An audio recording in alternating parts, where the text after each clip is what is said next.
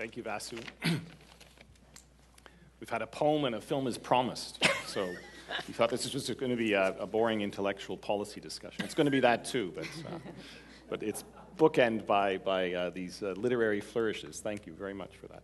Okay, Rita, please. I know you have some comments on that. It's intimidating as a Viking to follow a poet, right? Do like the boar and just go straight for it. I think I'm going to try to behave myself and not be a Viking. Promise. I think Vasu has raised a whole range of really, really interesting and important issues for us, and I'm just going to try and... When they say that, that's bad news. No, come on. Vikings are always honest. We rely on our power.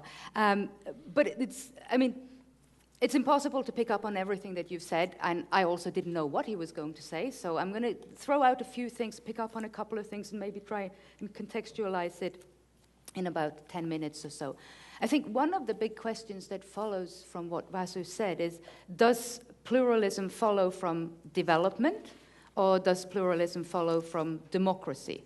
So should we prioritize development, or should we prioritize democracy? Or is there some way of prioritizing both at the same time, of pressurizing those in power to achieve both development and democracy at the same time? What he has told us is that we cannot take it for granted in African countries, but also elsewhere, that pluralism and inclusiveness will follow from electoral democracy alone. Sitting in nice Canada, we might be seduced into thinking so, but it isn't necessarily so in other places and on the African continent. I think before I go into that a little bit more, I just want to point out, because I think it is important to the bigger picture and the big picture, and get away from the CNN effect again. There is a positive story coming out of Africa at the moment. So if we're focusing on the breakdown of pluralism, let us not forget that overall at the moment things are looking pretty good if we're looking on the African continent as a totality. Growth rate has been mentioned, they're going up. Africa, for all the problems that we are seeing with electoral democracy, is still undoubtedly much more democratic today than it was 10, 15, 20 years ago. There are also, this is a contentious thing to say, but overall there are fewer conflicts on the continent right now. The big wars have by and large disappeared. We still have a problem in the DRC. But in terms of conflicts, large-scale, prolonged conflicts, the trend at the moment is very positive on the African continent. And I want to put that out there because when you work on African politics, you frequently get depressed because the story all the time seems to want to draw us towards the negative developments rather than those that are looking up. I think in terms of the growth rates and how it relates to democracy and pluralism is, if we are seeing, as some people now speculate, and what the statistics shows, a rise of a new middle class on the African continent, we're going to have something very important potentially developing vis-a-vis those slides that Vasu showed us about politics being contained amongst a very narrow percentage of the population at the center. If we have a growing middle class and a more flourishing private sector, is politics then going to become less of a zero-sum game? Is it going to be more possible to give up power and enter into a private sector? Is the middle class going to pressure for democracy? How is the middle class in African countries like Kenya, like Nigeria, and many other places? How are they going to position themselves vis-a-vis these vital questions of pluralism? I think at the moment, none of us really know that, but it is an important one to watch, also in terms of the educational factors that you mentioned, Vasu. Just a broader contextual point that also comes out of what Vasu was saying in terms of the diversity or the division of power, the plural centers of power that we see in societies like Canada. African societies are different, but at the same time, I don't think we should completely exaggerate their difference vis-a-vis our own. The question of of pluralism, I think, is at the heart of all forms of political association. And it has been at the heart of European political thought. We can go at least back to Thomas Hobbes, but we won't go there. Don't worry. But the question of political pluralism on the African continent needs to be understood, I think, in its historical context, which is the way in which those states came into being, the way in which those boundaries were drawn by the colonial powers. And hence they were born as states before they were nations. And hence they have a particular problem or a particular issue around pluralism, one of them being the way in which African territorially defined states contain a multiplicity of different ethnic groups. They had to then try and form themselves from those political territories, those states, into some kind of nation and national cohesion in a very short period of time in structural conditions that were often some of both, let me put that back on, of economic challenges and external interference. Of course, also have an inherited state apparatus that is in many ways coercive. So I think when we talk about these issues in Africa, we have to keep that historical context very much in mind. That is not to say, and I think Vasu made a very important observation there, that the mere existence of ethnic diversity means that African states are prone to violence. There are many examples of ethnically diverse states or countries in Africa as well, which have been peaceful. And there is an important point to make there in terms of how democracy has allowed certain leaders in Africa to politicize ethnicity, to instrumentalize ethnicity. It isn't that it is ethnicity itself that makes people violent. If one has such a reading of conflict in Africa, then we frequently end up with the CNN, or we end up in a kind of essentialist reading of Africa as inherently violent. What we're seeing instead is in many countries, but by no means all, leaders have chosen, when democracy came, they've chosen to mobilize, to politicize, to utilize ethnicity, quite frankly, oftentimes in very ruthless ways. The question then is, how does one avoid the politicization of ethnicity?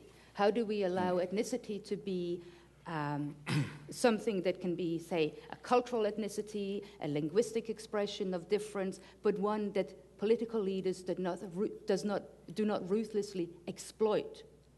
I think as we are all anxiously looking to the Kenyan election in March, this is one of the key questions.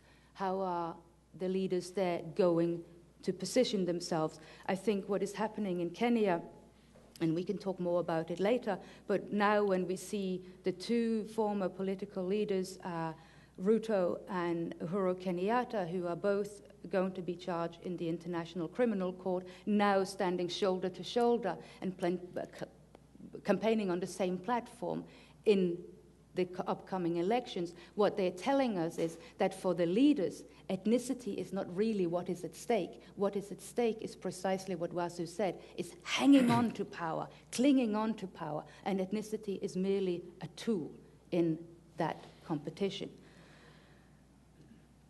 I think one final point, on democracy that also relates to what Vasu was saying in terms of the electoral competition. Oftentimes, external actors promote electoral democracy. We feel satisfied once we've had an election, right? Something has been achieved, everyone comes to the ballots, there is long queues, and you see them on television, and progress has been made. A clean election does not necessarily mean an inclusive election. A good example is the two elections we've had lately in Nigeria. So the last election in Nigeria, 2011, was widely seen as the most free and fair election that Nigeria has ever had. It was the most violent election they've had. 2007 election in Nigeria was the worst election in Nigeria's history. It was massively rigged, and it was peaceful, right? So the relationship between democracy, pluralism, and nonviolence is far from straightforward. In Nigeria, this might in part relate to one thing that we haven't spoken about, but I will just mention briefly, which is because most of the violence took place in the north of Nigeria. There seemed to be, if electoral violence is a new form of pluralism breakdown in Africa, religious conflict seems to be another form, increasing form of pluralism breakdown on the continent. Religious conflict on the African continent is actually quite new and quite rare. People have generally lived peacefully together and across the religious divides. Two questions that follow from that for me is, to what extent are these actually religious conflict, or are they lower level conflicts, just like ethnicity, that comes to be expressed through religious means? We know that in northern Nigeria, currently, it is expressed religiously often, but when you look carefully at the local setting, it's often about land, it's often about access to grazing areas for cattle herders and so forth. So there might be underlying local, more material conflicts that are behind what is expressed as religious conflict. And the other thing that I want to raise in relation to that is just merely the transnational, the global influences. And I think this comes through in Vasu's presentation when he talked about the power of corporations, but we see it at a whole lot of different levels.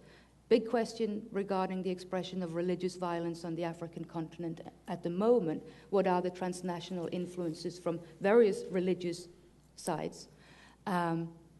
But also in relation to peace building, the promotion of democracy, resource or mineral extraction. It is impossible to understand African politics without taking a global perspective. And I think that's my final big point. If we're going to talk about Africa and African pluralism, African democracy, all of that, we have to all the time think about this in a global setting. And I think this is super important. There's an awful lot there. Themes around elections and electoral democracy, and is it democracy we want, or is it just fair elections, and what's real democracy? Religious violence, is it growing, and what's its impact? The global impact on these debates. But I want to pick up on just a couple that you started with, Rita, and maybe put it back to Vasu. Rita mentioned a growing middle class. We read that, at least in The Economist. I've read it, and so it must be true. And perhaps challenges some of the maybe oversimplistic imagery you provided. I'm reading into what Rita said. She didn't say you're oversimplistic. But if this growing middle class is true, is that, do you see it, and is it optimistic? And then the second question, and I think it's when Rita was saying about how to avoid the politicization of ethnicity.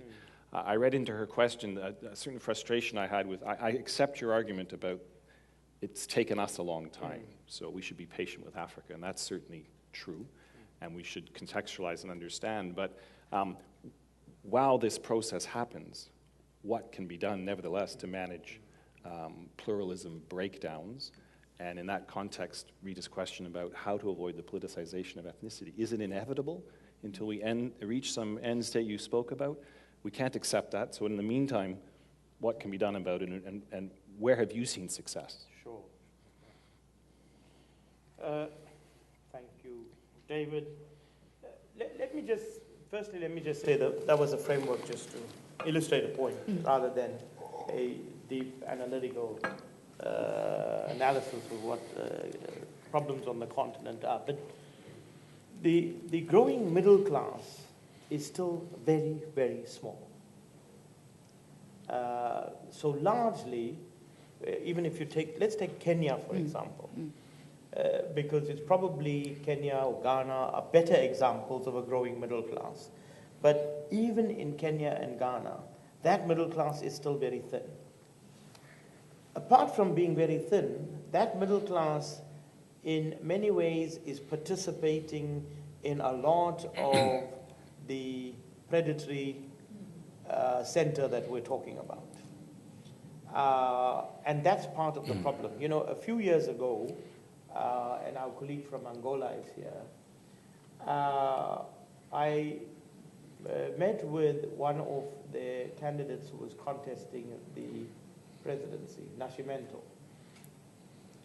who's a very old revolutionary. And we had a meeting, and I said, you know, My own view right now is that you'll not win an election until you get to the Lula stage in Brazil. Why?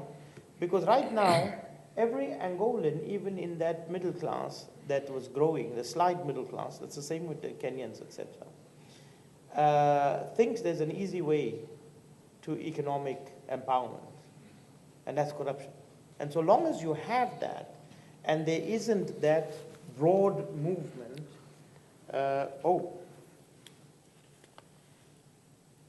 okay. Thank you. I hope it didn't switch off my brain at the same time. So unless you get that, broad movement of people into the middle class, and it's a long distance to build that middle class, you'll not get the Brazilian factor, where you had people who were ready to elect a leader that they felt, was going to change their lives, etc. You've got to get to that sort of level for that to happen. Now, that growing middle class is still very, very narrow on the continent. And unless we can spread the education, unless we can get the infrastructure in place, expand those economies, and at the same time deal with this issue of growing corruption, etc., which, by the way, is a global problem. We're not going to solve this problem. So I concede that there's a growing middle class. It's still very small. Even in South Africa, that 30% includes the middle class. Right. But then this is going to take time. Yep. In the meantime, do we just have to wait? I mean, I'm putting the question starkly. I know. Sure. No, I mean, for example, some of the countries that are on the trajectory, yeah, as Rita mentioned, we haven't seen pluralism breakdowns or ethnic conflict. In others, we have. Is there anything that we can learn that's generally applicable, or is it all contextual? Well, I would say pluralism is only one variable that will bring you development, democracy, all the rest of it. So pluralism breakdown is not per se going to negate any of that. And so, what do we do in the meanwhile? In the meanwhile, we have to move rapidly from this issue of mitigating conflict to how to transform societies, whether that's building constitutional frameworks that we can then implement that are going to allow for a more equitable distribution of power, resources, access to influence, etc., at the center. Unless we can move rapidly to close that gap, and there are ways in which we can do that now. One of those ways of doing that is to ensure that companies that deal with the center actually deal in a responsible way that ensures that those resources get distributed more equitably throughout the society in order to develop that society. Okay, I want to come back to the point on international private actors, sure, but just to pick up on a point about the other international actors. Rita was talking also about private actors, but there's been an enormous engagement from the United Nations, the African Union, backed up by donor countries, in a number of conflicts in Africa. It's a big question. I hope you can answer it shortly, but what's the story of the last 20 years? Largely failure or largely success? Because if you look at the academic literature, there's a big debate. Sure. Are we learning our lessons? Are we getting it right? If you look at Congo, you think not. On the other hand, you look elsewhere at Liberia and Sierra Leone, and people have reasons to be optimistic. Where would you come down on that debate? I mean, I would say incremental success. I wouldn't put it down as failure. I would say that there are lessons. Intra-state conflict, which is what we're dealing with now, internal conflicts, is not a new phenomenon, but in the current context, it's much more prevalent than interstate conflict. And there aren't many success stories that we can draw lessons from. And I think we're still on a learning trajectory where we have to improve the mechanisms that we currently have for peacemaking, peacekeeping, particularly peace building. And we don't really know what works in peace building, what works in post-conflict reconstruction, how to move from mitigation to transformation. Not the UN, they don't have answers to that. The African Union or ASEAN or Mercosur or any of the regional organizations, nor do individual countries, nor do institutes like ourselves who've been in the game for 20 years have answers to these questions. So in the world, we're all dealing with this problem. And by the way, today it's a problem for us in Africa. If we don't find solutions and don't manage this, it's a very short route for many countries around the world who are dealing with multiculturalism and battling with it, will fall into the same trap. Because the rise of the underclass in many societies is a phenomenon that will lead to internal conflict also. Okay, another interesting point. And Rita, would you agree, incremental success? In speaking of the engagement of the international community in some of these problems. I think, it's, as I frequently say, very dangerous to generalize about Africa because there are so many countries, and we can obviously point to successes and we can point to cases of failure. I think in terms of the international involvement in peacekeeping, one of the big lessons for me would be the tendency of international and UN involvement to focus on stabilization and getting security to a certain level, and then kind of saying, oh, yeah, success, we've kind of solved that. Meanwhile, a whole lot of smaller conflicts continue to simmer. I think what we're seeing in the DRC, in a way, is an expression of that. A focus on stabilization, a focus on power sharing, which can actually mean that violence gets rewarded with a seat at the negotiating table. One could ask the question in the DRC at the moment if part of what we're seeing is the M23 trying to fight its way to the negotiating table, because that's how they negotiated the previous peace, that those who had the guns got a stake in the peace process. And I think if we're looking seriously at lessons from outside intervention in Africa, we would have to ask that question very, very carefully. You both mentioned Kenya, and of course the elections coming up in March. And Kenya's, if you like, an example where when the violence erupted, 2008, the outside actors came together as one. There was a remarkable degree of harmony between the African actors, the UN. You had a very quick mediation effort. Very powerful countries, backed by money, have now, if you like, come with Kenya along this transition, enormous engagement of African civil society in the constitution building process. You have the indictment of the people at the International Criminal Court, of the people responsible for the violence. You'd think that all of that would point to a hopeful outcome, and yet, listening to both of you and talking myself to people who are closer to the ground on that scene, there's a lot of apprehension about those elections. And of course, Kenya's a very good example of a country where the institutions are at least in place, and yet, but also ethnically diverse. Are you both pessimistic about the elections in Kenya in March? Should we be worried? I'm not optimistic. I think that's less strong than pessimistic. I'm hopeful that we will be able to manage the situation, and I say we because we're also involved in this situation. But I think what it points to, Rita, also is Kenya is probably one of the better examples of a functioning economy, of a growing middle class, have a larger middle class than most of the other countries on the continent, of a long period of stability, of a fairly long transition from colonialism to where they are today, and yet the fragility of Kenya today, despite all of that. Yeah. But Kenya, I agree, but Kenya has, ever since Arap Moi, the first president, institutionalized ethnicity as part of politics. And it has been a profoundly ethnic political system, which has been there. Arguably, Arap Moi was just better at balancing it and giving each of the different groups or the main groups a share. And it's when that ethnic balance broke down that we see the problems. But if you go through Kenya's electoral history, you would see at each and every election that there has been electoral violence to varying degrees. It just, in the last election, we had this more major breakdown. But I agree with you. I mean, in a way, Kenya is surprising in that it has a much more diverse economy, much stronger institutions than many other countries that have been peaceful. You see, it begs the question of what leads to pluralism breakdown. And I come to the point here of Quebec and Ottawa.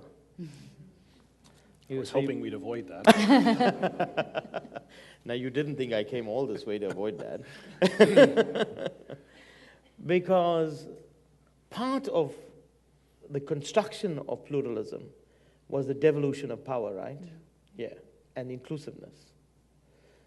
And part of what keeps that glue together is the economic prosperity.